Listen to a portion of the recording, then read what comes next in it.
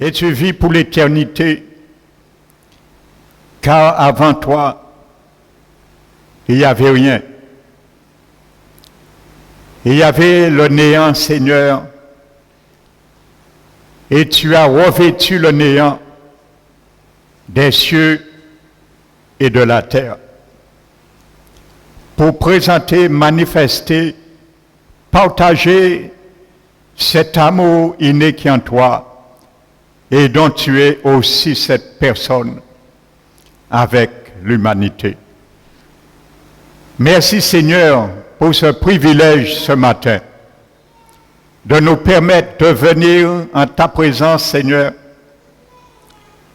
non pour rougir devant ton trône de grâce, ton trône de majesté, mais loin de là pour nous apprendre à briller davantage, Seigneur, par et avec le chandelier de ta parole, que tu vas susciter, Seigneur, ce matin, par ton Esprit Saint, et qu'il les mettra dans ma bouche, Seigneur. Merci de faire ce matin ma bouche, Seigneur, ton porte-parole. Je suis un instrument entre tes mains, c'est pour cela je m'humilie, je m'abandonne entre tes mains, toute puissante, afin que la main de ton esprit me conduise encore ce matin dans ce message. Merci Seigneur pour les cœurs que tu vas disposer et que les portes que tu vas ouvrir, afin que rien ne se perde, Seigneur, dans ta présence codifiée dans ta parole. Merci pour tes anges qui sont là, qui t'ont loué avec nous, nous ne les voyons pas, mais qui sont une réalité. Merci pour tes anges qui sont à l'extérieur, de veiller, Seigneur, dans le combat spirituel invisible pour nous. Nous remettons, Seigneur, toutes choses entre tes mains. Et merci pour l'onction fraîche que tu m'accordes, qui tombe sur ma personne ce matin, afin que mon esprit soit inondé de ta présence et de ta révélation. Merci Père, nous remettons toutes choses entre tes mains. Et te glorifie. À toi appartient la gloire, l'honneur, la puissance, la majesté, au siècle des siècles et dans toutes les générations. Au nom de Jésus-Christ. Amen.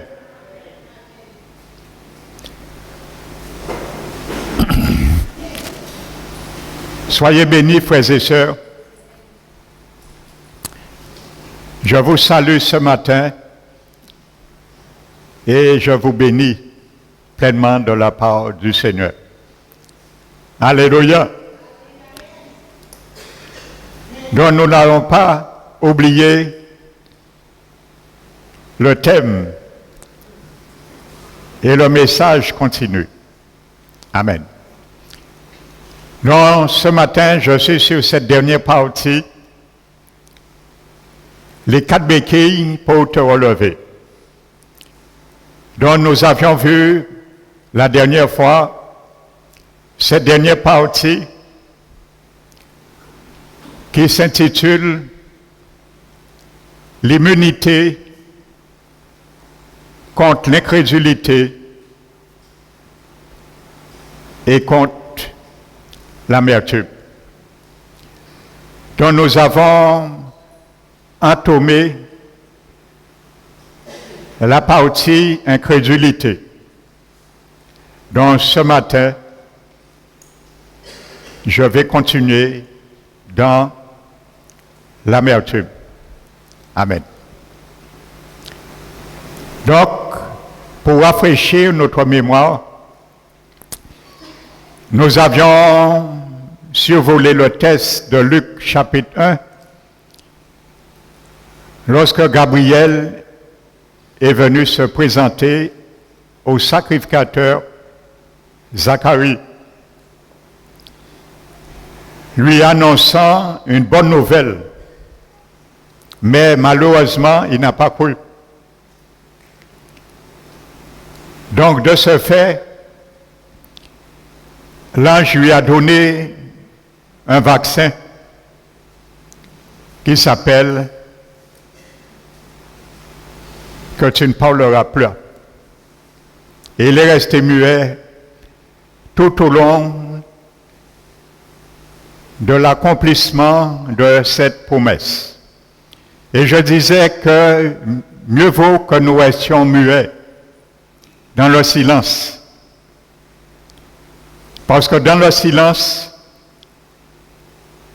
nous couvrons et nous immergeons tout ce qui pourrait nous amener dans l'incrédulité.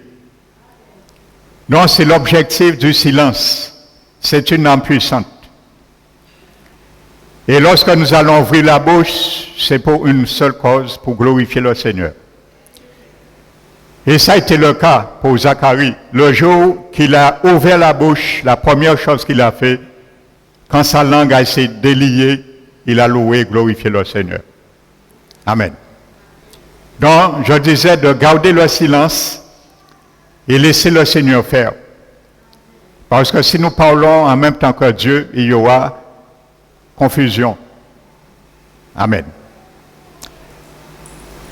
Donc, je m'étais arrêté à cela. Et je vais introduire une histoire qui servira de pont pour venir maintenant à l'immunité contre l'amertume. Donc nous avons vu l'immunité pour l'incrédulité, mais je viens sur cette deuxième partie de cette immunité. Donc il y a un passage qui explique cela merveilleusement, c'est dans le livre des Actes des Apôtres, le chapitre 9 et le verset 36. Amen. Donc la Bible nous dit qu'il y avait une femme qui était disciple de Jésus, de l'église primitive. Elle était à Jopé et elle est tombée malade et elle est morte. Elle s'appelle Dorcas, qui veut dire Tabitha. Et Tabitha, c'est le nom araméen du grec Orca, et qui veut dire gazelle. Mais vous savez, la gazelle, c'est celle qui court. Alléluia. Donc, vous savez, l'incrédulité va nous empêcher de courir vers le but. Mais le Seigneur veut faire de toi une gazelle qui se lève pour courir et faire une percée dans ta destinée que le Seigneur a formulée pour toi et pour moi. Et l'ennemi fera de sorte que l'incrédulité nous empêche d'y parvenir. Dans la Bible nous dit, elle faisait de bonnes œuvres et beaucoup d'aumônes. N'oubliez pas que Paul nous dit que nous sommes l'ouvrage de Dieu, créés pour de bonnes œuvres que Dieu a préparées d'avance pour nous, afin que nous les pratiquions. Amen. Donc la Bible dit que lorsqu'elle est morte, les veuves étaient en train de pleurer, se lamenter. Mais ils ont appris que l'apôtre Pierre ne se trouvait pas très loin de Jopé. Donc, à ce moment, l'apôtre Pierre était dans une contrée qu'on appelle Lyde. Donc, ils envoyaient 2 serviteurs annoncer la nouvelle à l'apôtre Pierre, ce qui a été fait. Et l'apôtre Pierre, tout de suite, est descendu à Jopé. Voici l'attitude, mon frère, ma soeur, que tu dois avoir, je dois avoir, devant l'incrédulité. L'apôtre Pierre vient, il ne dit un mot, égale au silence. Alléluia. Il ne dit un mot, il ne se prononce pas sur la situation. Donc ils avaient amené cette femme dans la chambre haute. Vous savez ce qu'on appelle dans la Bible une chambre haute.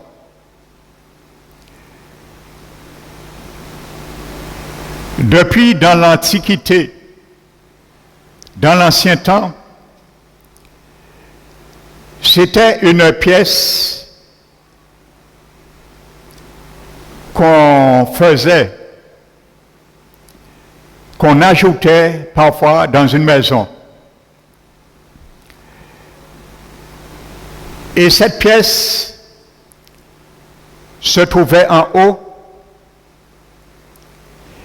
mais c'était dans un but bien précis. C'était pour qu'une personne puisse venir se restaurer, communier, avoir une communion dans la prière avec son Dieu.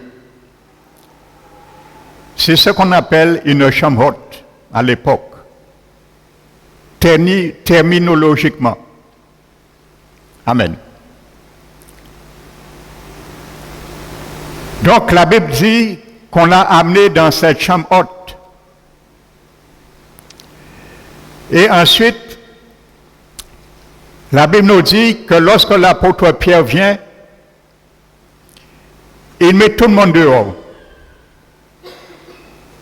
Mon frère, ma soeur, lorsque le Seigneur t'a fait une promesse, lorsque le Seigneur m'a fait une promesse,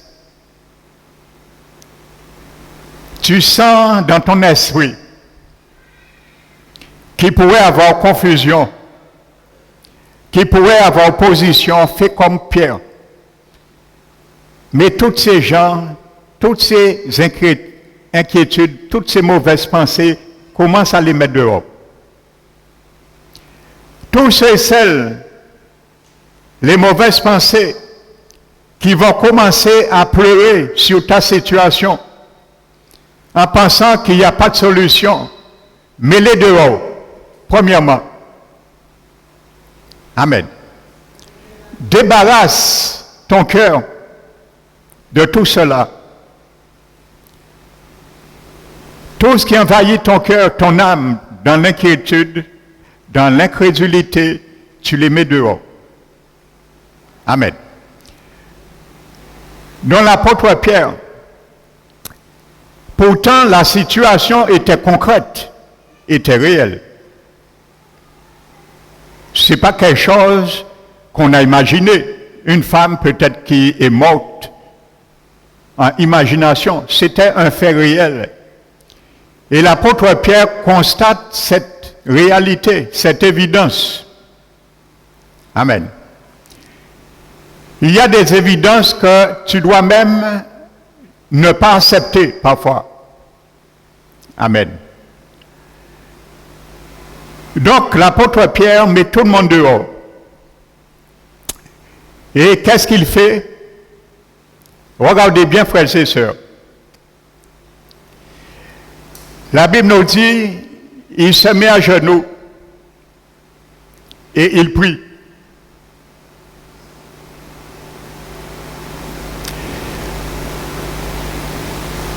Vous savez, l'apôtre Jacques nous dit, si tu vois un frère qui commet un péché qui ne mène pas à la mort, prie pour lui. Je prends cela comme référence. Si tu veux que ta situation, ta promesse que Dieu t'a promis, ainsi de suite, ne meure pas, prie pour la situation. Amen. C'est ce que Pierre a fait. Il s'est mis à genoux. Mais regardez bien ce qu'il a fait. Vous savez, parfois nous lisons la Bible, il y a des détails qui sont majeurs en révélation. Mais nous ne faisons pas attention. Vous savez, la Bible dit que l'apôtre Pierre, implicitement, il a donné d'eau à la situation.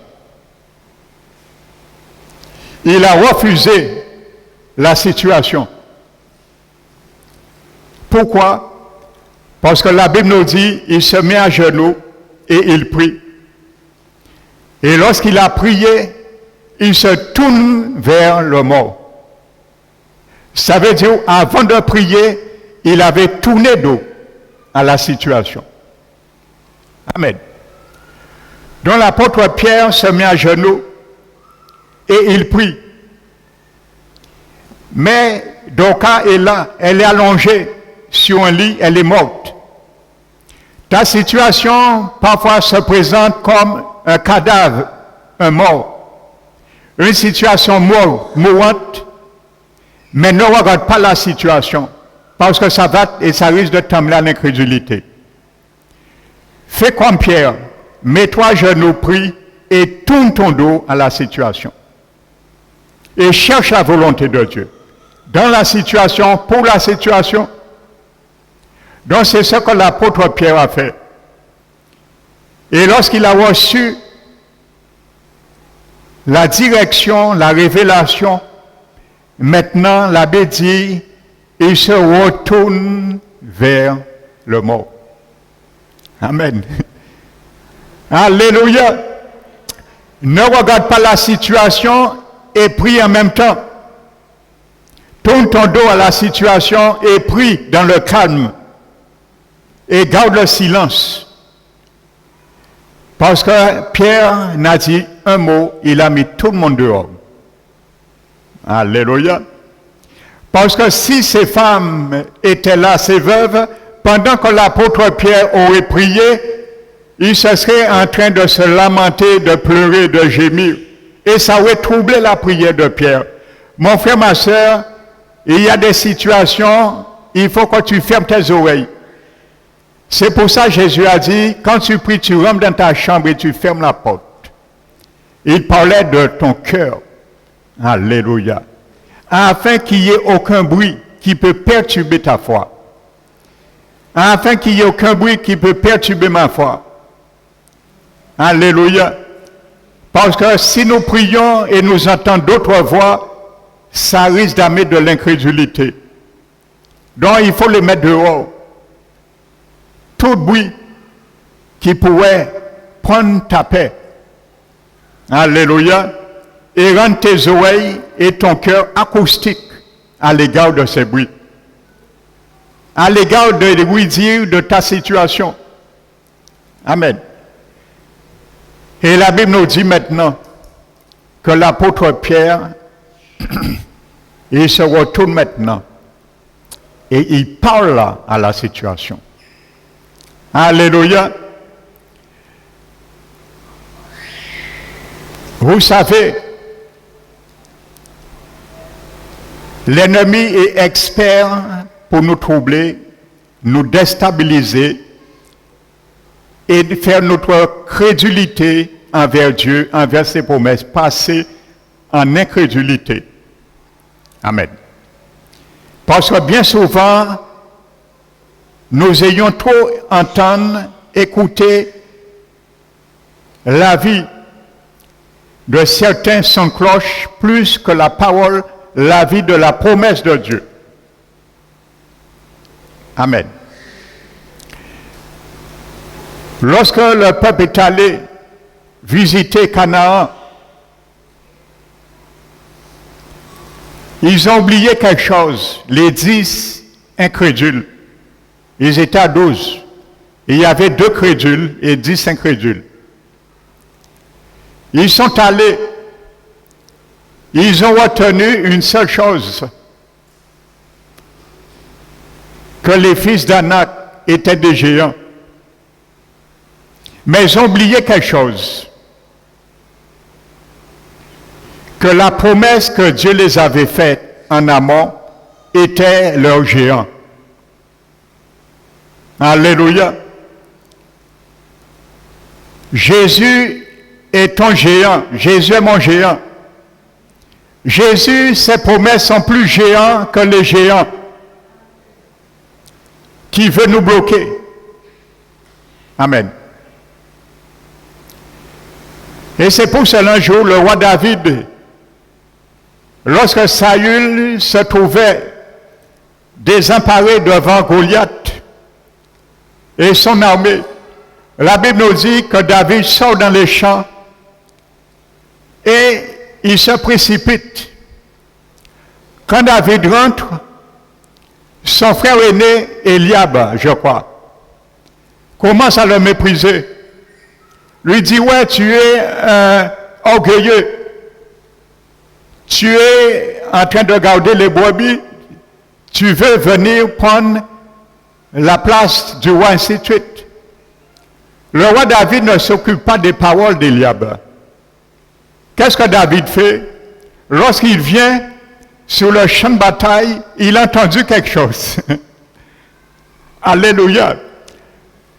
Dans ta vie, dans ma vie, sois attentif pour entendre la voix de Dieu. Pour entendre qu'est-ce que Jésus, ton roi, a dit sur toi, de toi, sur la situation. Ferme tes oreilles à ce qu'on dit, mais ouvre tes oreilles à ce que Jésus, ton roi, dit. Et le roi David, la Bible dit, qu'est-ce qu'il fait? Il ne s'interroge pas, il ne regarde pas à ce que son frère est en train de lui dire. Il est en train de dire, qu'est-ce que le roi a dit? Qu'est-ce que le roi a dit? Qu'est-ce que le roi a dit? Parce que lorsqu'il vient, il entend le roi qui parle et qui dit quelque chose. Il a fait une promesse. Il a fait une offre. Donc lui, il vient, il entend le roi Saül parler. Il n'a pas pris le début. Alors il dit, qu'est-ce que le roi a dit? Qu'est-ce que le roi a dit? Donc cherche qu'est-ce que Jésus a dit dans ta situation. Même si l'ennemi de ton âme, de ta bénédiction, veut voler la bénédiction. Il va commencer à te dire, tu es un orgueilleux. Il va commencer à te dire, ouais, tu étais ça, tu crois que tu seras ainsi. Mais regarde pas ce qu'il dit. Cherche à savoir qu'est-ce que le roi Jésus a dit pour toi. Alléluia. Et maintenant, Pierre, qu'est-ce qu'il fait? Il se lève. Alléluia. Tu dois te lever dans la situation. Et la Bible dit, il menace maintenant la mort.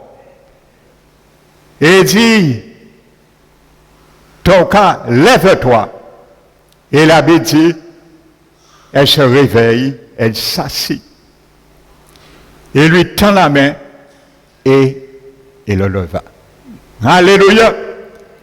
Donc mon frère, ma soeur, la Bible te demande, si ta situation, elle est morte, tu es capable de la relever toi-même. Pierre l'a relevé et il a tendu la main. Tends ta main à ta situation qui est morte ce matin. Alléluia. Pour être immunisé contre l'incrédulité, tends ta main à ta situation qui est morte et elle se lèvera comme Tabitha. Alléluia. Et tu continueras à courir comme des gazelles. Alléluia. Ne t'arrête pas là. Cours pour le Seigneur. Alléluia. Le Seigneur veut que tu cours dans la promesse. Le Seigneur veut que je cours dans la promesse.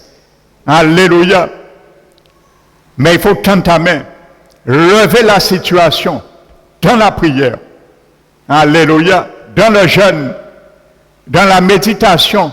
Dans la recherche de l'Éternel, de sa volonté. Alléluia. Et tu auras la victoire, mon frère, ma soeur. Alléluia. L'Éternel Dieu est ma force. Il rend mes pieds semblables à celle des biches. Il me fait marcher sous les lieux élevés. Alléluia, alléluia, il me fait marcher. Alléluia, alléluia, sous les lieux élevés. Alléluia, marche avec les pieds des gazelles, mais relève la situation et continue à marcher pour le Seigneur ton Dieu. Amen. Alléluia. Non, c'est pour cela, nous allons passer à maintenant à l'amertume. Alléluia. Et je crois que ce sera parmi la plus grosse béquille qu'il nous faudra. Amen. Pour l'Église universelle de Dieu. Alléluia. Parce que bien souvent, cette béquille, beaucoup refusent de l'utiliser et ils préfèrent rester à terre. Amen. Qu'il soit pincé pour toi et pour moi. En 2022. Alléluia. Nous allons prendre la parole de Dieu dans le livre des Hébreux, le chapitre 12.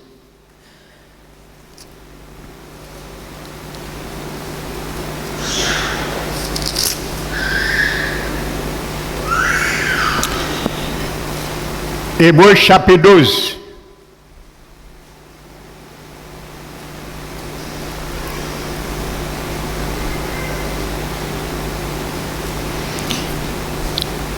Verset 14. Recherchez la paix avec tous et la sanctification sans laquelle nul ne verra le Seigneur. Mon frère, ma soeur, ce qui va suivre, prends ça très au sérieux. Parce que ce n'est pas le pasteur Emmanuel qui va te parler. C'est la parole de Dieu. Amen.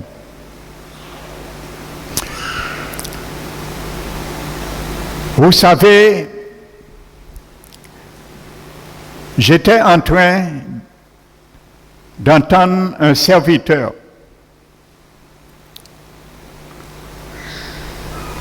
vous savez, toute la doctrine de ce serviteur, ce n'est pas serviteur en Guadeloupe, hein? Je ne donne pas de nom. Toute sa doctrine, il y avait des questions qui lui étaient posées par des gens qui ont fait la théologie avec le grec, qui le rebiffaient avec les contextes grammaticaux grecs, hébreux. Toutes les réponses de ce serviteur, ça, tel texte, tel verset ne s'adresse pas. Un chrétien ne peut pas perdre son salut. C'était sa devise, frères et sœurs. Et vous savez, le danger qui court maintenant sur Internet, c'est cela. Vous savez, maintenant, il y a beaucoup de chrétiens qui ne viennent plus à l'église et dont le Covid est une bonne excuse pour certains, je dis. Ils vont piocher uniquement sur Internet maintenant. Et ils se gavent avec toutes sortes de messages, trompeurs ou pas. Ils ne savent même pas qu'est-ce qui est bon, qu'est-ce qui n'est pas bon. Et malheureusement, ces gens de doctrine, il y a beaucoup d'enfants du Seigneur qui sont en train d'incurgiter cela. Et vous allez voir leur manière de faire et de marcher, décrivent qu'ils ont déjà avalé ce pilule. Vous vous rappelez, dans ce message, j'ai fait allusion comment nous devons être un bon veilleur. Et nous avons vu un test dans Samuel que les veilleurs de l'époque, ceux qui étaient expérimentés, qui montaient la garde, depuis au loin, ils savaient sans voir le visage du messager qui venait apporter les messages, les courriers, comme les facteurs aujourd'hui.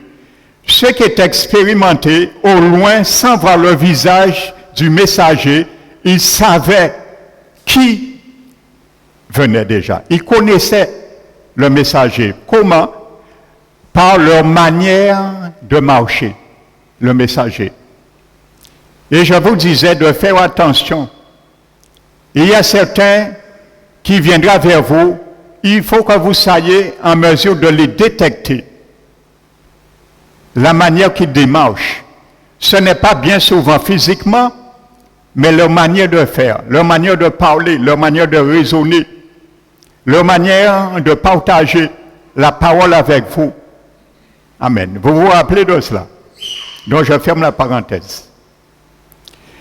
Eh bien, pour venir à Hébreu. Amen. Avant de lire cela, je vais vous succinctement expliquer le contexte de cet épître aux Hébreux. C'était premièrement à l'adresse des anciens judaïsants. Amen. Et des ex-sacerdotes. Amen. Qui étaient dans le ministère sacerdotal.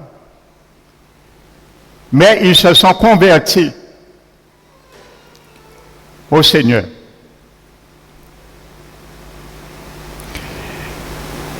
Ils ont commencé à bien servir le Seigneur et à un moment donné, en l'an 49, sous l'autorité du gouverneur Claude, ils ont commencé à avoir des persécutions. Et ensuite, en l'an 70, il y a aussi cette vague qui est venue par un autre empereur qui était Néron, qui a même exécuté l'apôtre Paul. Et à ce temps-là, Néron lui-même, pour se venger des chrétiens, parce que c'était un antichrist, il a mis le feu à Rome lui-même. Et il a fait cela passer sur les chrétiens comme rebelles. C'est eux qui ont mis le feu. Et de la sorte, on a commencé à attraper les chrétiens et à les brûler à Rome. Voici ce que les Hébreux vivaient à cette époque, de cet épître. C'est pour cela, l'auteur qui est anonyme, beaucoup pensent que c'est Paul, mais c'est anonyme, on ne sait pas qui est l'auteur des Hébreux. Mais à mon avis, ça c'est mon avis, j'ai étudié, je ne pense pas que c'est Paul.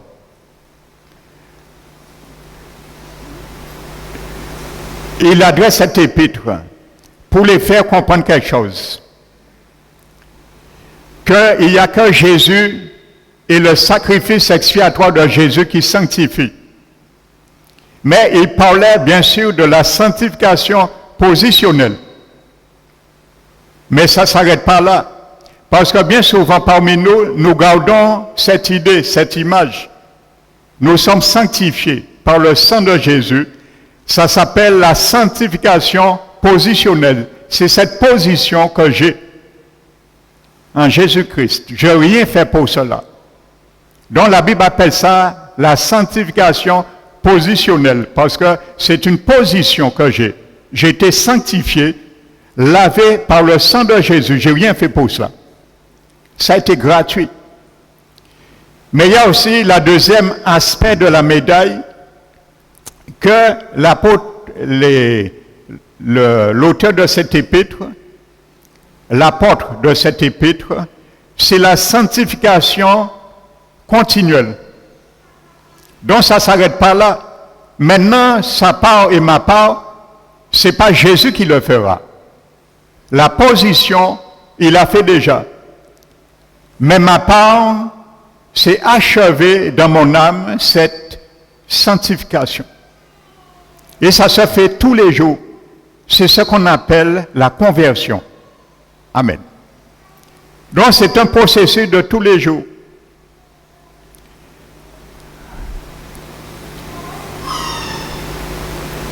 Avant le péché, avant de venir plutôt au Seigneur, d'être justifié, d'être sanctifié, Dieu était notre juge. Nous le savons. Pourquoi il était notre juge? Parce que nous tous, nous avons assassiné son fils, Jésus. Tu as assassiné Jésus, mon frère, ma soeur, si tu ne le sais pas. Je l'ai assassiné aussi. Donc nous étions coupables devant Dieu. Il était notre juge. Et un jour, Jésus est venu acquitter ce procès par son sang. Il a dit, Père, ils m'ont tué, ça fait rien. Je pardonne. Je passe sur cela. Fais-les grâces. Retire la sanction. Détruis le dossier. Détruis l'acte dont les ordonnances les condamnaient et qui subsistaient contre eux. Efface-les. Et c'est pour cela que nous avons reçu ce jour-là, de ce fait, le pardon judiciaire de Dieu. Amen. Donc, en tant que juge, par ce pardon judiciaire, Dieu, le juge, est devenu notre Père céleste. Et maintenant, il ne veut plus nous pardonner judiciairement, ça s'est fait une fois pour toutes. Mais maintenant, il nous demande, étant sanctifié, maintenant tu dois continuer à t'exercer, à rester sanctifié toute ta vie. Et de ce sorte, quand tu vas pécher, maintenant, en tant que Père, je vais t'offrir un pardon paternel. Amen. Dans le premier pardon nous avons reçu, ce que nous devions faire pour recevoir ce pardon judiciaire, c'était de croire. Crois au Seigneur Jésus et tu seras sauvé. Maintenant, pour recevoir ce pardon paternel, il nous suffit de nous repentir. Parce que l'épître de Jean nous dit que nous avons un souverain sacrificateur qui a compati pour nous, qui est juste et fidèle, et il dit, si nous confessons nos péchés, il est juste et fidèle pour nous pardonner, nous purifier de toute iniquité. Amen. Donc maintenant, vous savez, Dieu nous a fait tripartie. Je n'avais pas prévu de parler de cela, mais le Saint-Esprit me dit de ça. Alléluia. Je suis un gant, il est la main. Alléluia. Donc, vous savez, Dieu a fait de nous un être esprit. Il nous a donné un esprit. C'est notre esprit humain qui nous permet de connaître Dieu. Amen. Tu ne connais Dieu ni dans ton âme, ni dans ton corps. Et ça, je l'ai déjà suffisamment répété. Dieu nous a donné une âme, pas pour connaître Dieu, mais pour nous connaître nous-mêmes. Ton âme, mon âme me permet de me connaître. Amen. Mon esprit me permet de connaître Dieu. Amen. Et ton corps te permet de connaître et d'être en relation avec les autres. Mon âme me permet d'être en relation avec moi et mon esprit me permet d'être en relation avec Dieu. Amen.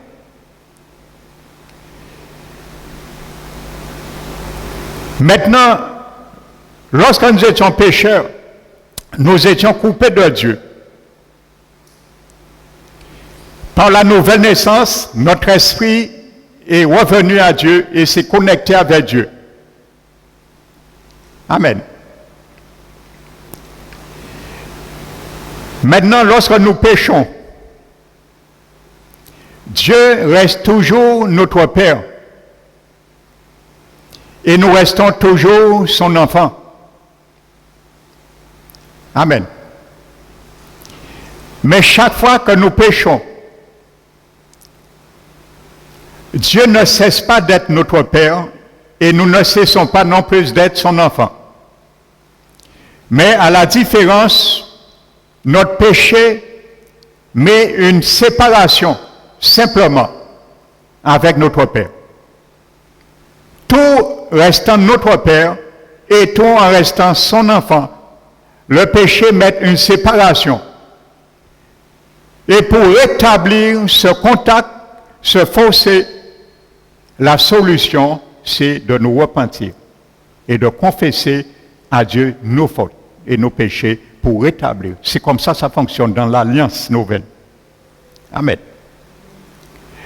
Donc maintenant, revenons à Hébreu. Pour mieux comprendre la lettre qui est adressée aux Hébreux. Maintenant, à travers toutes ces persécutions, les Hébreux se sont dit à un moment donné, c'est trop difficile. Dans le judaïsme, les empereurs nous laissaient le libre arbitre de faire nos sacrifices dans le temple, dans le sacerdoce, ainsi de suite. Il n'y avait pas de persécution, tout cela. Donc, ils désertaient, ils rétrogradaient, et voulant retourner au rudiment de ces choses, qui étaient que des choses qui amenaient à la mort. Amen. Des rudiments qui étaient l'ombre des réalités que la réalité est Christ. C'est pour ça que le livre des Hébreux parle de cette réalité Christ. Amen.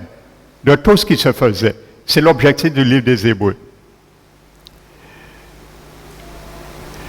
Donc, l'avertissement pour eux maintenant, de ne pas abandonner la foi. Parce que si ils considèrent la facilité au lieu des conséquences pour Jésus, ils renient le Seigneur. Amen. Donc c'est un avertissement sévère. Et c'est pour ça que l'auteur des Épîtres leur dit, sans la sanctification, nul ne verra le Seigneur.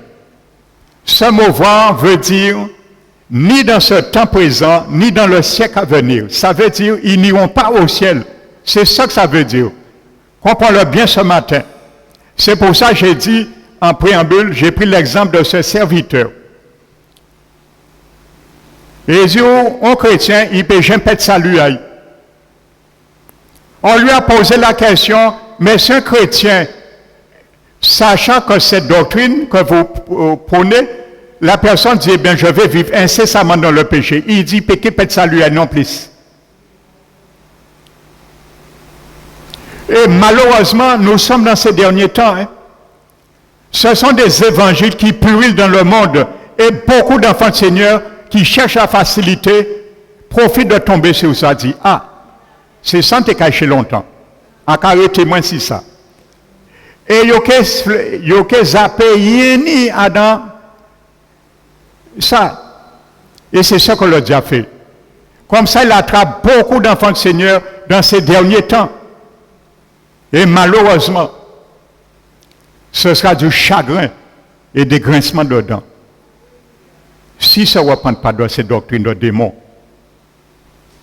c'est leur nom. Alléluia. Donc je continue sur le livre des Hébreux. Maintenant, c'est pour cela que l'auteur dit « Recherchez la paix avec tous et la sanctification sans laquelle personne ne verra le Seigneur. » Et il dit maintenant « Veillez à que personne ne se prive de la grâce de Dieu, à ce qu'aucune racine d'amertume, poussant des rejetons, ne produise du trouble et que plusieurs ne soient infectés. » Je reviendrai tout à l'heure sur cela. Je continue au verset 16. Il dit de veiller également à ce qui n'y est ni débauché, ça veut dire ni impudique. Ça veut dire, l'apôtre parle de l'impudicité spirituelle qui permet de profaner le temple du Seigneur. Vous savez, l'impudicité spirituelle pour Dieu, c'est préférer la facilité que la persécution. C'est préférer flirter avec les choses du monde que d'être agréable en obéissance avec Dieu, envers sa parole. Ça s'appelle l'adultère spirituel. Et c'est pour cela que l'auteur dit qu'il n'y ait ni de débauche ou impudique dans le grec, ni profane comme Ésaü. Vous savez, Ésaü a vendu son droit d'aînesse à Jacob.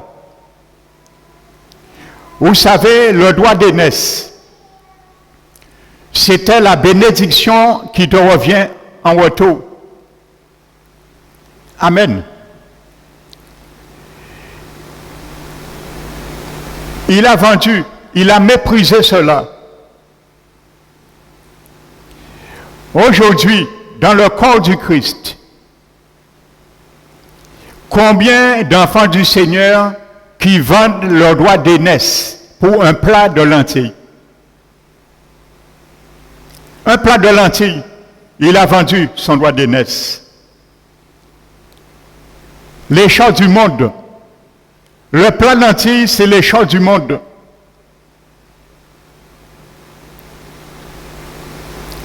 Le plat de lentilles, c'est les affections du monde.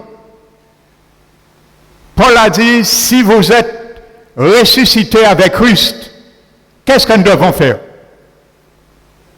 Qu'est-ce que le verset dit après? Alléluia. Affectionnez-vous des choses d'en haut. Pourquoi? Où est assis Jésus à la droite de Dieu? Alléluia.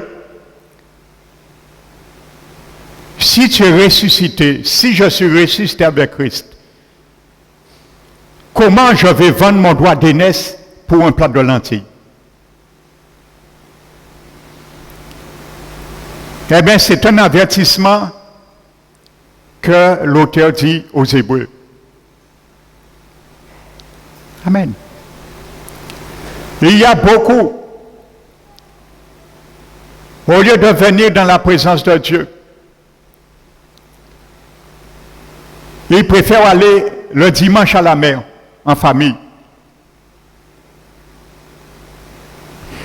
La bénédiction que Dieu avait pour toi le dimanche, tu le perds parce que tu l'as vendu pour un plat de lentilles. Le bain-de-mer en famille, c'est un plat de lentilles. Amen. Et il y a certains qui ne viennent pas le dimanche parce qu'il y a la Coupe du Monde. Et la France qui a joué entre 10h et midi.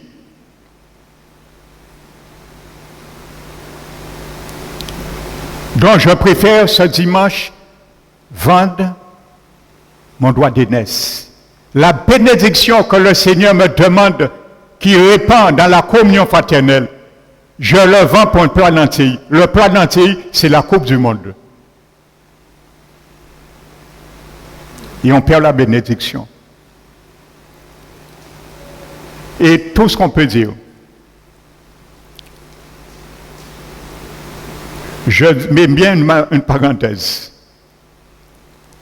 Et il y a certains qui ne peuvent pas venir le dimanche. On comprend, et Dieu comprend. Ce n'est pas à ces gens que le Seigneur s'adresse. Amen. Je parle bien des gens qui peuvent venir. Ils ne travaillent pas, ils n'ont aucun empêchement et ils ne sont pas malades. Amen. Donc tu deviens comme Ésaü, c'est un avertissement. Beaucoup de dire en lisant ça, ah mais moi, je n'ai pas vendu mon plat de lentilles, pour un plat de lentilles, mon droit d'aînesse. Mais quand tu privilèges quelque chose avant le Seigneur, tu vends la bénédiction. Tu deviens un profane pour Dieu, comme Ésaü. Ce n'est pas pour rien que l'Esprit a inspiré cela. Amen.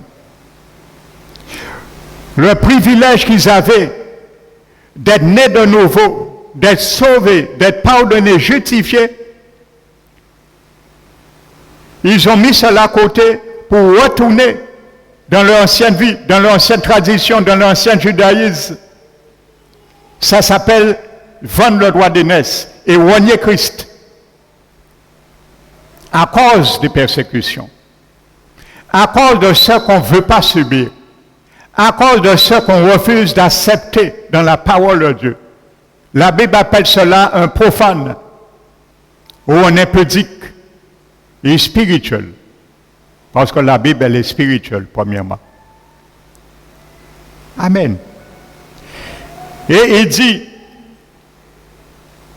qui, pour un mai, vendit son droit d'aînesse. L'avertissement, verset 17.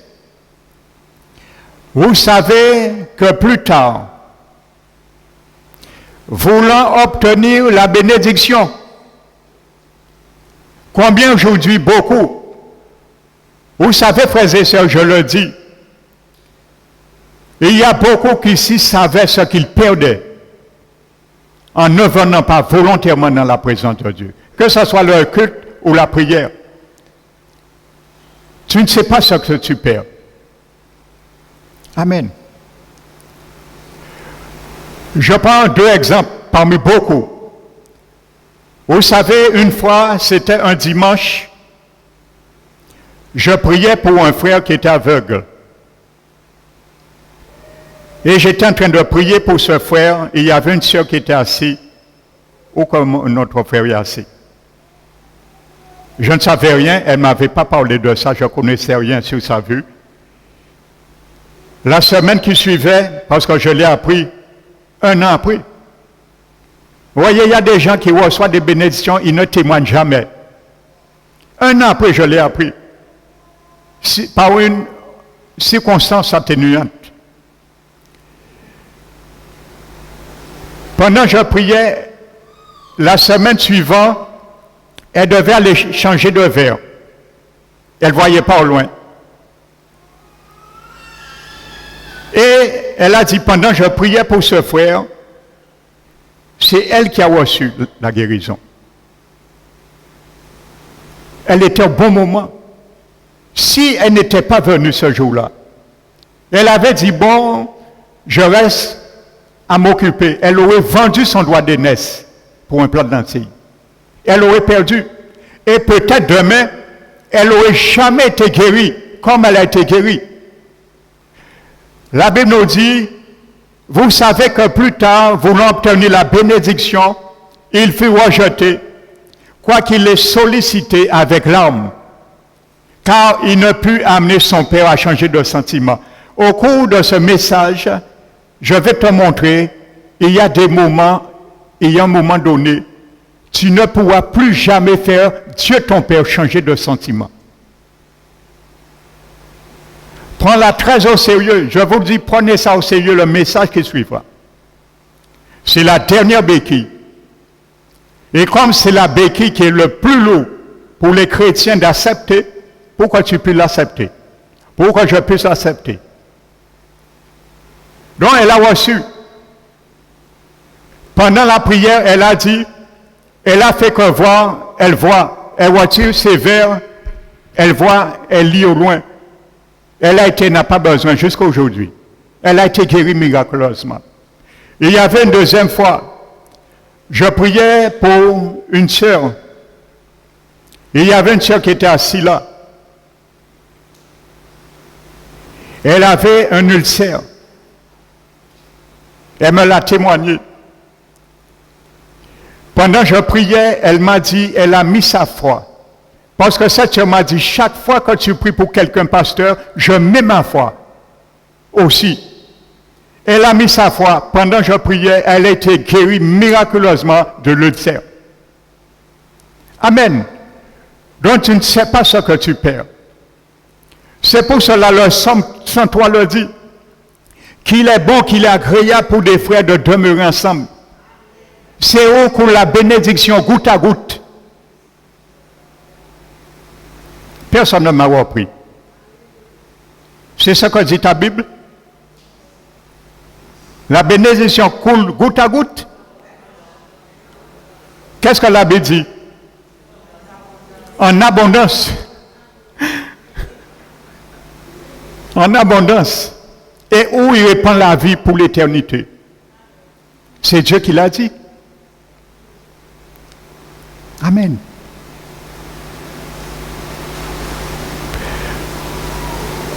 Donc, voyez, frères et sœurs, il y a un moment donné, quand tu l'as perdu, c'est fini. Et la porte de l'Épître aux Hébreux parle du salut éternel. Amen. Tu peux renier le Seigneur dans ton comportement, mon frère, ma soeur. Renier le Seigneur ne veut pas dire non, Jésus, je ne te veux plus. Verbalement. Je peux renier le Seigneur dans mon comportement. Amen. Je peux renier le Seigneur, tu peux renier le Seigneur dans ta manière de vivre.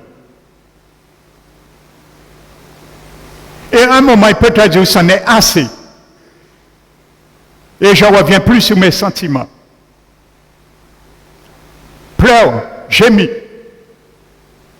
Parce que je t'ai donné suffisamment de temps.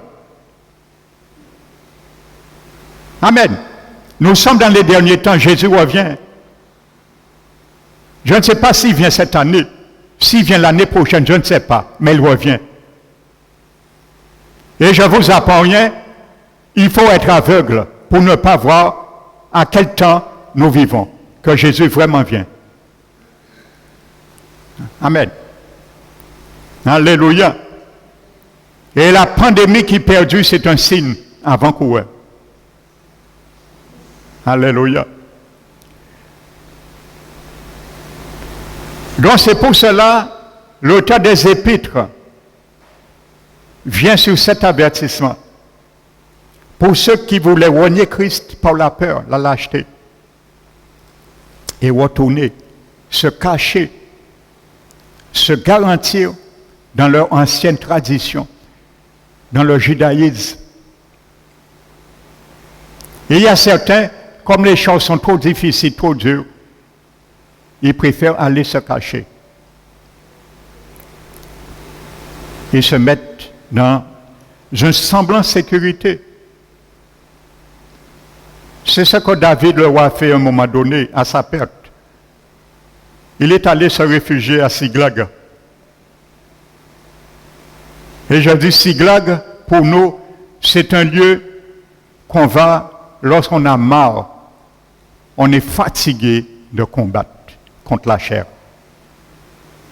Alors on ne veut plus combattre. Lorsqu'on est fatigué de tenir le bouclier devant, on est fatigué, on ne veut plus, on baisse les bras. On va à Siglag. C'est un lieu des paresseux et spirituels. C'est un lieu où on renonce à combattre, de faire la guerre, de déclarer la guerre à l'ennemi de notre âme. On va à Siglag. On se réfugie là comme David. Mais regardez ce que Dieu a fait. Il a envoyé du feu. Et un jour, Dieu va envoyer le feu à Siglag pour te réveiller, mon frère, ma soeur. Si tu ne veux pas combattre, le Seigneur envoie du feu à Siglag. Et c'est là qu'il est sorti. Et il s'est réveillé. Et il a été continué à combattre. Amen. Nous ne voulons pas combattre, frères et sœurs. C'est ça. Nous refusons de combattre. Le Seigneur veut que nous combattons. Alléluia. Donc lorsque nous ne voulons pas combattre, c'est ce qui arrive, frères et sœurs. Jésus nous demande de combattre le bon combat de la foi.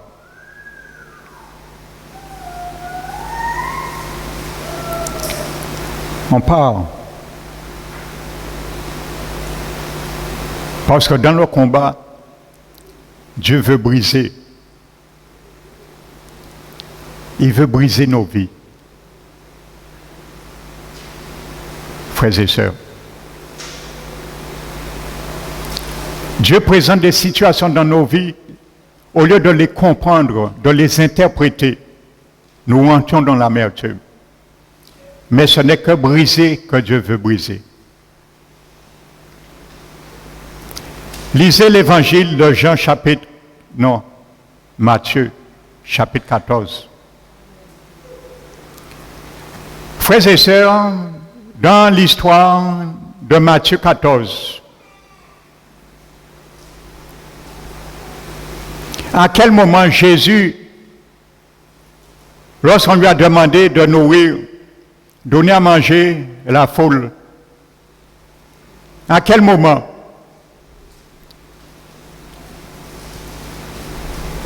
Jésus a multiplié les 5 pains et les 2 poissons?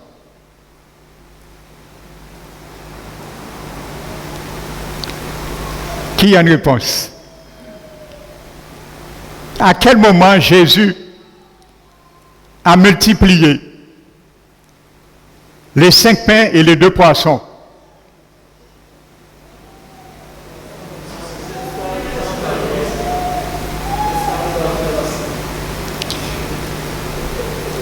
Lorsqu'il a rendu les actions de grâce et lorsqu'il a brisé le pain. La Bible dit Jésus donne les actions de grâce et il rompt le pain. Et ensuite, il dit aux disciples, donnez-les à manger vous-même. Mon frère, ma soeur, voici encore une image spirituelle. Il y a beaucoup qui veulent servir le Seigneur. Il y a beaucoup qui veulent aller aider les autres pour le Seigneur. Mais avant de le faire, il faut que Jésus te brise avant. Parce qu'il a prié des actions de grâce sur toi. Mais il faut qu'il te brise avant. Il faut qu'il me brise avant. Tu es le pain dans la main de Jésus. Je suis le pain dans la main de Jésus. Il faut qu'il te tienne devant le Père. Dis, Père, je te rends grâce pour cet homme, pour cette femme, je vais la briser afin que tu puisses l'envoyer nourrir ceux qui meurent dans le monde spirituellement. Alléluia. Jésus a brisé le pain et la multiplication s'est faite. Alléluia. Quand le Seigneur nous brise, il se multiplie par nous à travers ses œuvres. Et tu portes la nourriture favorable à ceux qui ont faim. Et même pour recevoir la nourriture, il y a une précision, je crois, c'est dans Marc, chapitre 16. Il porte une précision que Matthieu ne donne pas. Jésus dit avant de les donner à manger, faites-les s'asseoir où? Sur l'herbe verte. Amen. Es-tu assis sur l'herbe verte pour manger? Nous l'avons vu, le psaume, nous l'avons chanté, le psaume 23. Alléluia.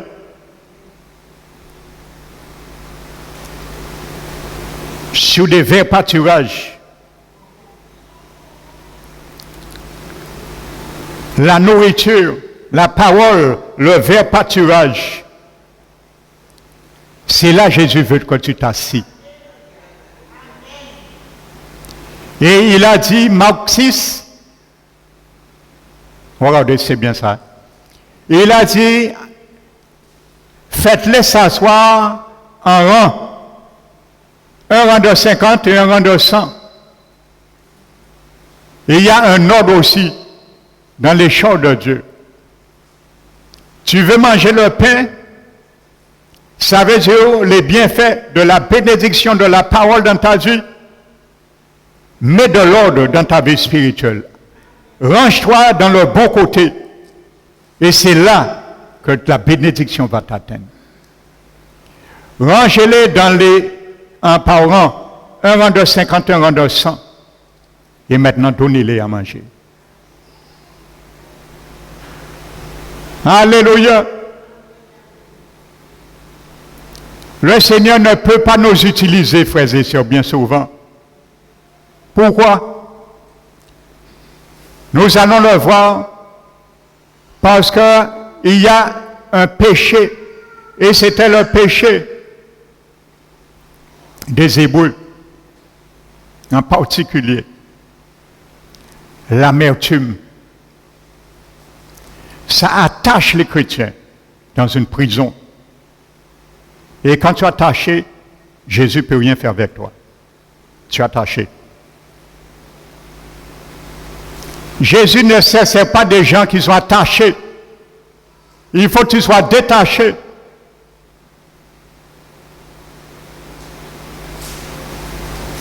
Il avait un anon pour la Pâque. Il envoyait il envoyait ses serviteurs chercher cet anon qui était attaché sur une barrière.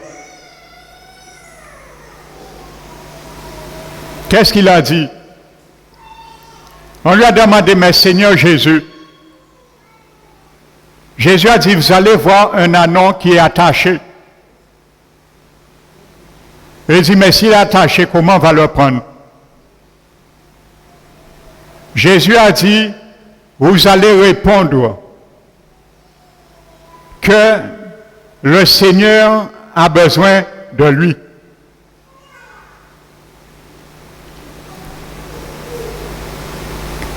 Le Seigneur a besoin de toi, mon frère, ma soeur. Le Seigneur a besoin de moi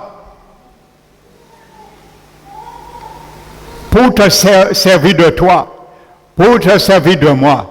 Il a besoin de nous parce qu'il veut faire un tout en tous. Alléluia. C'est pour ça, ce qui retient l'Antichrist maintenant, c'est nous. Il est marqué dans 2 Thessaloniciens. Celui qui le retient, Alléluia. Vous direz, mais pourquoi? L'Église est une femme et la Bible dit celui qui le retient. Oui.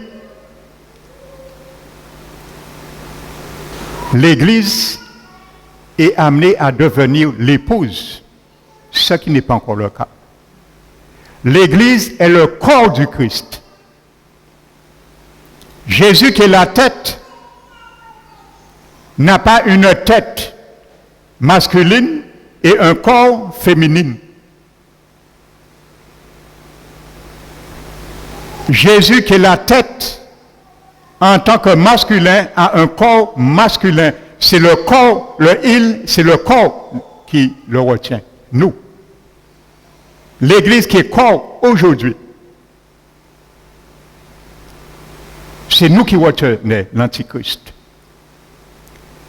Et à mon avis, ça c'est mon avis, l'Église prie pour l'enlèvement, mais je crois que le diable prie aussi pour l'enlèvement de l'Église. Vous savez pourquoi? Parce qu'il sait, c'est le corps, l'Église qui le retient. Je crois qu'il prie même pour l'enlèvement de l'Église. Parce qu'il sait le jour que l'Église sera enlevée, c'est champ à faire tout ce qu'il peut. Il aura le libre arbitre de faire tout ce qu'il veut maintenant sur la terre. Il est marqué, celui qui le retient, c'est le corps, l'Église. Amen. Donc Jésus, mon frère, ma soeur, il a besoin de toi. Il a besoin de moi.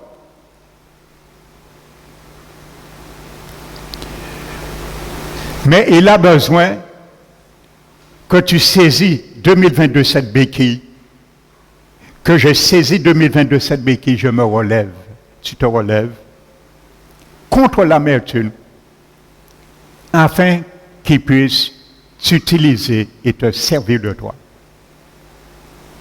Il veut briser les jougs, il veut briser ce lien.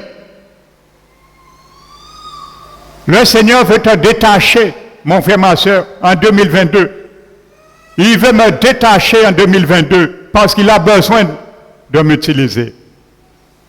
Il a besoin de toi, il a besoin de moi pour les autres. Et il a dit, dites-leur, le Seigneur en a besoin. Mais pour que le Seigneur puisse monter dessus, il est marqué, personne n'était encore monté sur cet anneau. Pour que le Seigneur puisse monter dessus, il fallait le détacher.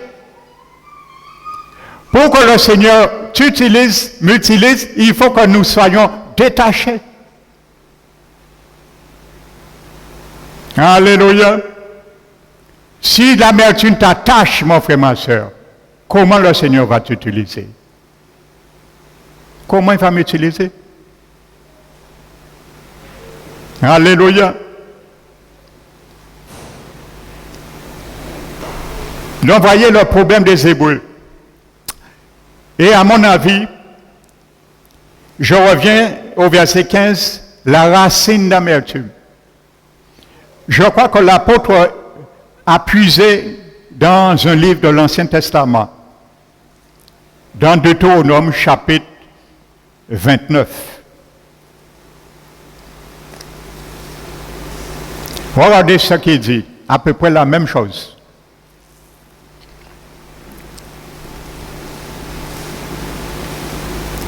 Verset 16, Deutéronome 29.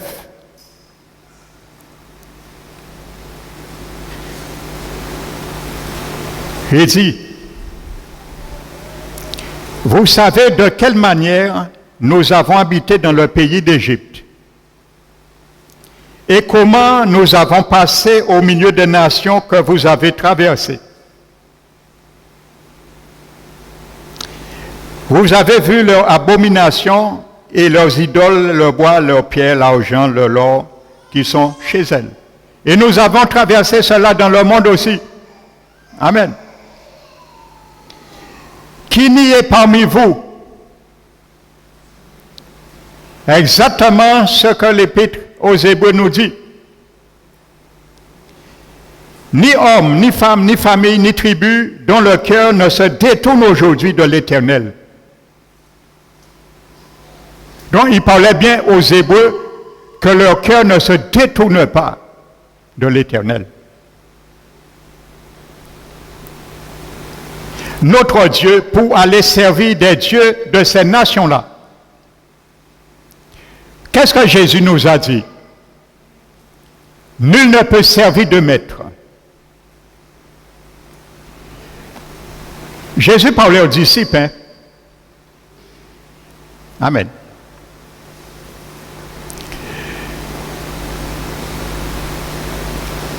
Jésus a dit, si tu sers Dieu ou le diable, c'est deux maîtres. Il y a un maître, c'est Jésus, le maître des chrétiens nés de nouveau. Et il y a un deuxième maître, Satan, qui est le maître des gens qui ne sont pas nés de nouveau. Il n'y a pas trois maîtres, deux maîtres. Si tu ne sers pas un, si tu n'es pas sur le joug d'un, automatiquement tu es sur l'autre. Amen. Quand le Seigneur est en haut,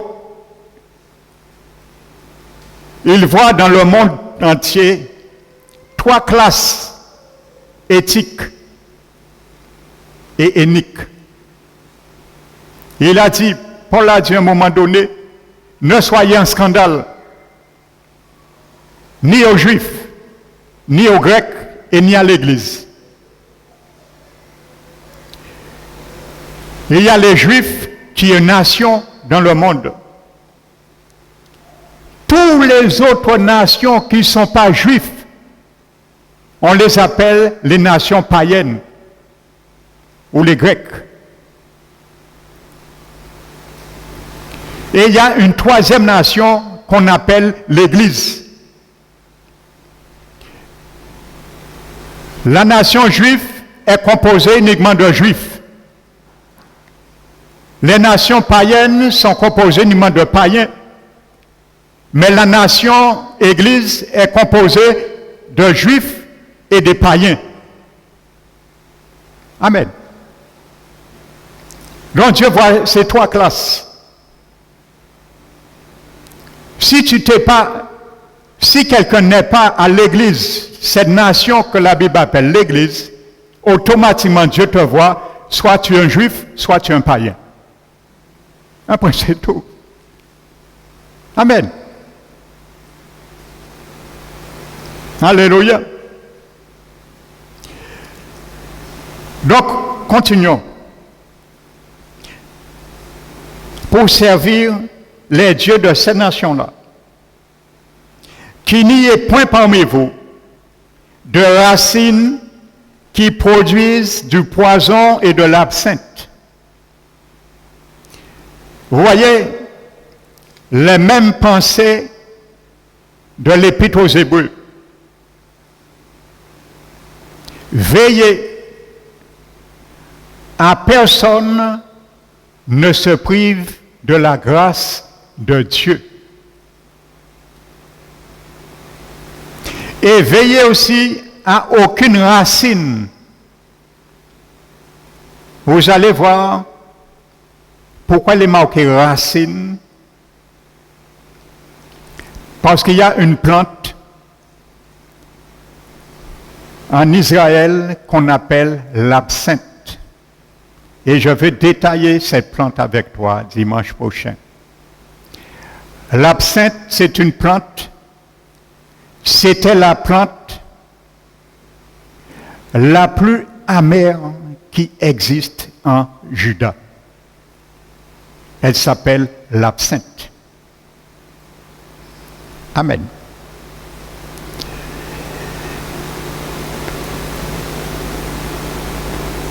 Donc ces racines, et vous allez voir, l'absinthe, je vais le détailler avec toi spirituellement, produit la mort spirituelle aussi.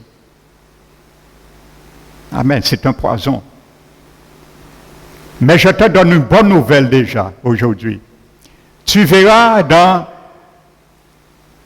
le discours que je vais entreprendre avec toi, que l'absinthe aussi était un ami du jardinier. Il peut être ton ami aussi. Il peut concourir à ton avantage. Alléluia. Au lieu de devenir un poison, il peut devenir un bien-être pour toi. Au lieu de devenir un poison pour ton prochain, peut être un médicament pour ton prochain. Alléluia. Que personne, maintenant, l'avertissement maintenant, et c'est de notre, on peut projeter cet avertissement dans notre siècle présent. Il dit que personne, après avoir entendu les paroles de cette alliance contractée avec serment, ne s'enorgueillit dans son cœur et ne dise.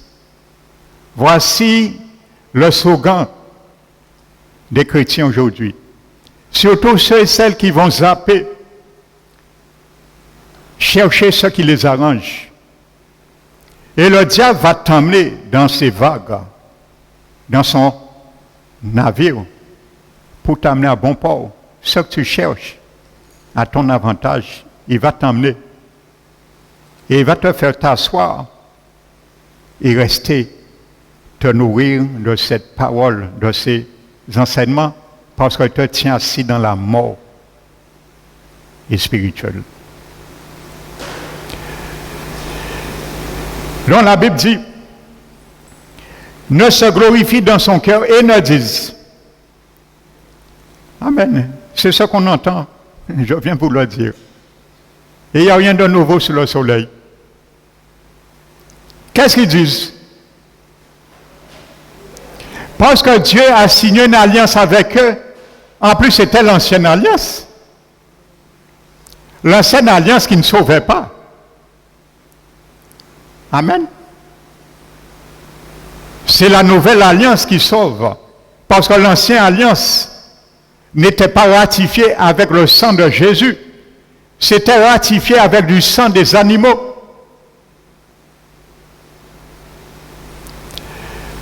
Du fait qu'ils étaient dans l'alliance, ils se glorifiaient dans leur cœur. Et ils disaient, nous aurons quand même la paix avec Dieu.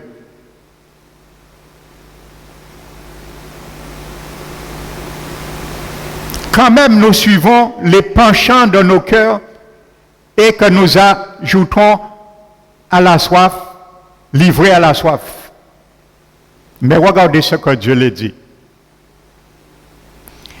L'Éternel ne voudra point lui pardonner. Alléluia. Vous savez pourquoi l'auteur des Épîtres aux Hébreux 12 dit de veiller à chacun, personne ne se prive de la grâce de Dieu. Parce que la grâce de Dieu peut devenir pour toi et moi une disgrâce. Ça veut dire que tu peux sortir de la grâce. Ça s'appelle une disgrâce.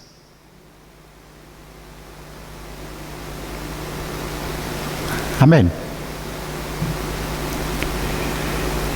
Et vous savez, le terrain de la grâce,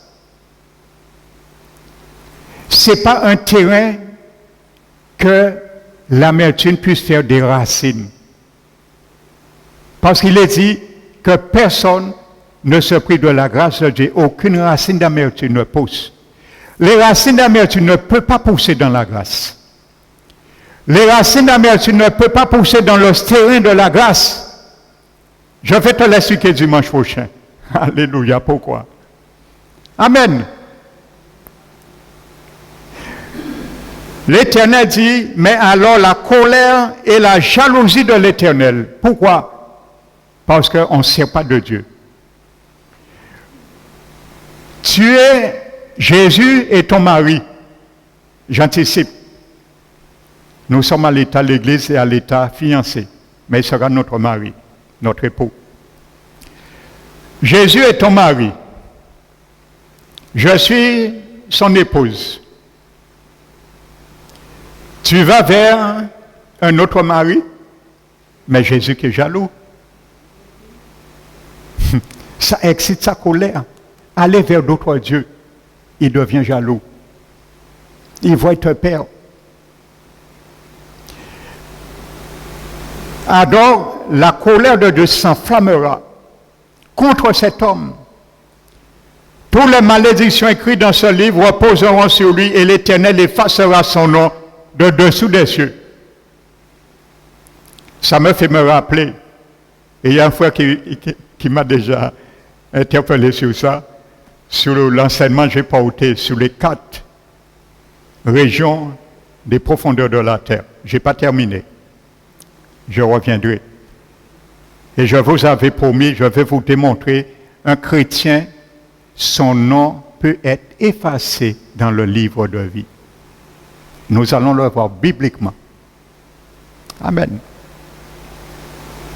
Donc ça veut dire, si ton nom est effacé dans le livre de vie, tu perds ton salut. Donc tu peux bien perdre ton salut. Amen. Ce serait trop beau. Où serait la justice de Dieu? Où serait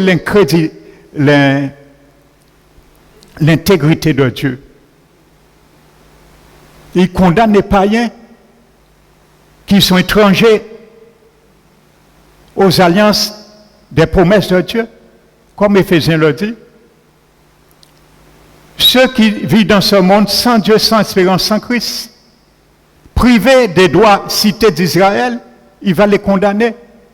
Et c'est un fait s'ils ne se repentent pas. Et nous qui avons l'Esprit de Dieu, que les païens n'ont pas, il ne va pas même nous condamner.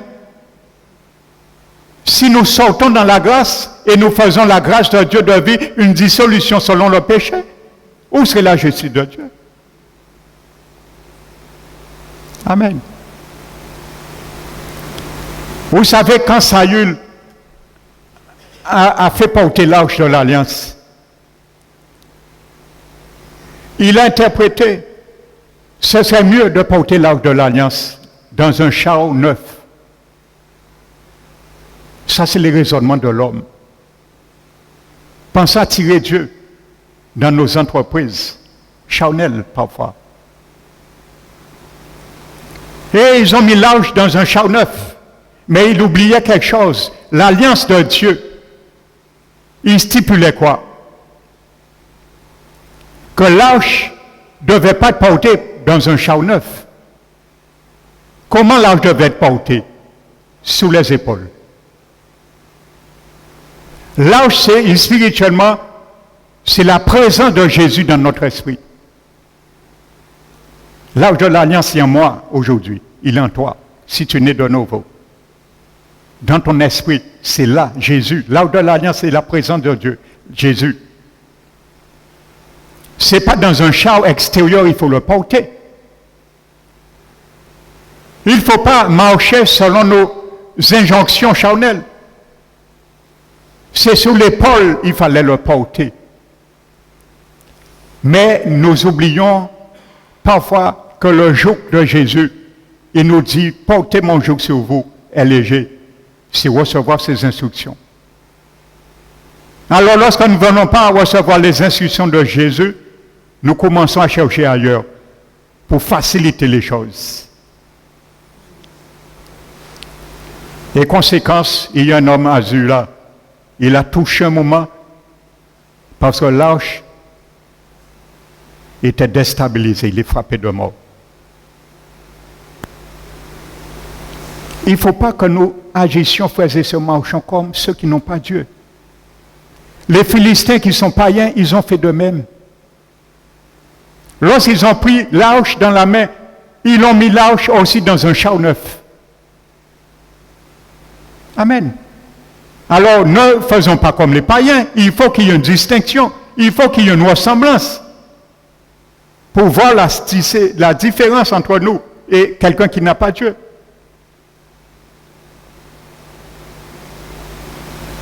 Ils ont porté l'arche dans un char neuf, les Philistins ont porté l'arche aussi dans un char. Alléluia. Qui est-ce qui imite qui? L'Église imite le monde ou le monde imite l'Église? Amen.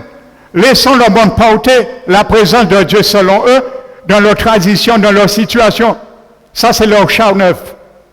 Mais nous portons l'arche du Seigneur sous nos épaules, parce que ça pèse. Il y a des choses que nous devons porter, et c'est difficile à porter.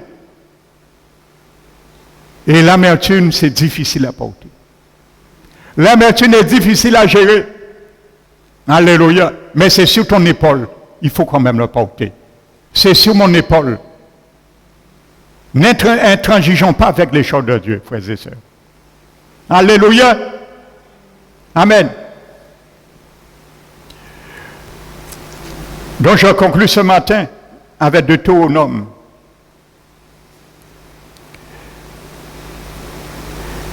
La Bible dit, regardez bien ce que vous aviez vu expérimenter avec ces nations. N'allez pas encore toucher à cela.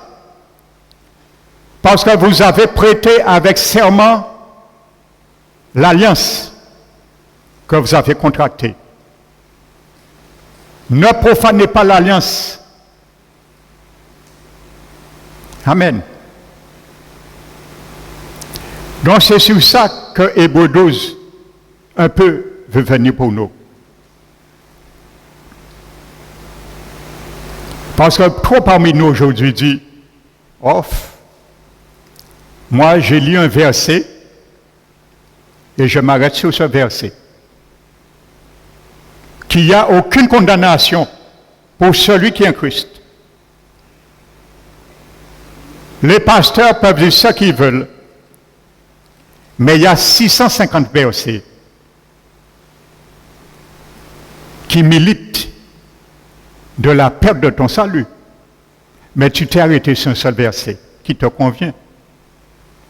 Et tu vas avec ça. On te voit demain en boîte de nuit. On te dit, mon frère, ma soeur, j'ai du mal à comprendre ça, quoi. Ça, on m'a dit, on t'a vu dans une boîte de nuit. Tu réponds, au lieu de te repentir, pour garder la paix, la communion avec ton Père, le Dieu de le Père, tu dis, il n'y a aucune condamnation pour ceux qui sont en Jésus-Christ. Et tu continues à aller en boîte. Parce que tu t'es arrêté sur un verset qui t'arrange. On te voit demain courir carnaval. On te dit, mais je t'ai vu à la télé, mon frère, ma soeur. Qu'est-ce que tu faisais là? Au lieu de te repentir, il n'y a aucune condamnation pour ceux qui sont en Jésus-Christ. On te voit demain dans une cérémonie, on t'a invité à manger maïmé. On te dit, mais qu'est-ce que tu fais là? Tu ne dois pas communier, la Bible dit, tu ne dois pas communier avec la table des démons. Tu dis, oh, c'est ta réponse. Tu as un seul verset maintenant qui est planté dans ton cœur. Parce que tu as sélectionné, tu as fait le tri. Jésus bat l'antille et dit, ou trier toute l'antille là. Et on mangeait rien ni diri là. Pourquoi faire trier? Si on s'est levé, c'est ça là, il a arrangé. Parce que tu aimes encore le monde. Alors il faut chercher un verset qui correspond à l'état de ton cœur, à l'état de ton âme. Alors tu as dit, qu'est-ce que tu fais là? Il n'y a aucune condamnation pour ces gens. Et tu ajoutes, frère, moi, t'es vu au vin jouer, moi, pas si bon manger là, bon. Donc tu es loin de la repentance. Donc, tu es en train de te retirer dans la présence de Dieu de jour en jour. C'est ça. Tu as déjà mis l'arche de l'alliance dans un char. C'est plus sur tes épaules. N'oublie pas que tu es un sacrificateur. Je suis un sacrificateur.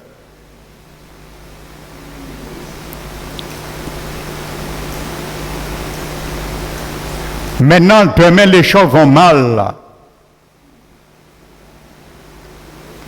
Parce que tu as été mangé maillé, mais maintenant. S'il n'y a aucune condamnation sur toi, il ne faut pas démon entrer en l'air non plus. Là où il mange maïmé, tu averti plusieurs fois, au chopé un démon à présent. Et il rentre encore à haut. Et le démon-là qui a commencé à gouverner maintenant. Et lorsque les choses deviennent chauds, c'est à ce moment-là que ça a besoin de retourner au Seigneur. Mais le Seigneur va permettre, quand tu ne viendras pas où on t'a vu, à la Miami, tu iras ailleurs pour te cacher, te masquer. Parce que peut-être tu n'as pas un désir de revenir vraiment au Seigneur, mais ça te gêne pour retourner encore à Miami. Tu iras ailleurs, mais le Seigneur utilise ce serviteur qui ne te connaît pas. Il ne connaît rien, il n'a rien entendu de toi, te dire, tu sais, mon fils, tu es allé manger en Miami, et le Seigneur me dit, tu as chopé un démon. Est-ce que c'est vrai? Est-ce qu'on dit, il n'y a aucune condamnation? Ok, bégayer, je vous laisse ça. Mais il faut lire le verset juste dans sa fin. Parce qu'on prend bien souvent des textes hors contexte pour faire un prétexte. Il est dit, non ceux qui vivent selon la chair, mais selon l'esprit. Il faut lire tout le verset. Il ne faut pas le fractionner. Il ne faut pas le fragmenter. C'est le diable qui fragmente la Bible. Le diable fragmente les choses de Dieu. C'est pour ça au jardin d'Éden, Dieu avait dit, Ève, vous ne mangerez pas le fruit.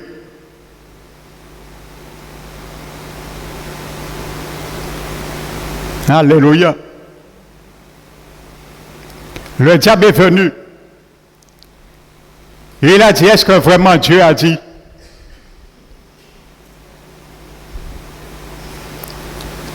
Il a fragmenté la parole.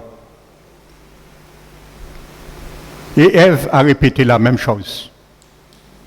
La même chose. Elle n'a pas répété ce que Dieu lui avait dit, il a répété ce que le diable a dit. Alléluia, c'est pour ça la langue a un serpent comme ça. Il coupe un dé parce qu'il a fragmenté la parole de Dieu. Alléluia. Je m'arrête ce matin. Que le nom du Seigneur soit béni. Mon frère, ma soeur. Et ma prière pour toi et moi ce matin, que nous puissions nous relever. Parce que nous allons voir